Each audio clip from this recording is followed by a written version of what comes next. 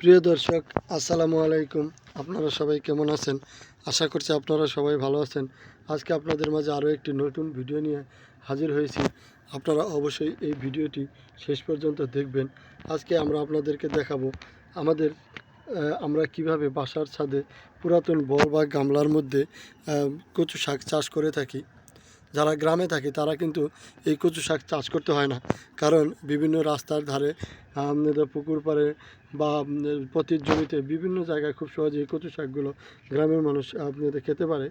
এটা কিন্তু টাকা দিয়ে কিনতে হয় না। কিন্তু যারা শহরে থাকে তাদের জন্য কিন্তু এই কচু শাক আপনাদের চাষ করে খুব সহজেই খেতে পারেন সারা বছর। এই পদ্ধতিতে আমরা প্রথমে পুরাতন একটি বল বা গামলা সংগ্রহ করেছি, তারপর আমরা মাটি বা শুকনা পচা গোবর সার দিয়ে এরপর আমরা এখানে কচু শাকের কয়েকটি চারা এনে রোপণ করেছি। দেখেন চারাগুলো কিন্তু ভালো হয়েছে এবং এই কয়েকটি থেকে কিন্তু আরও অনেক চারা তৈরি হবে। তখন কিন্তু এটা ভরে যাবে এবং তখন কিন্তু আমরা এই কচু শাকের এই পাতাগুলো তুলে আমরা খেতে পারবো। কচু শাক কিন্তু অনেক পুষ্টিকর এবং উপকারী। তো আপনাদের কাছে আজকের এই ভিডিওটি কেমন লাগলো?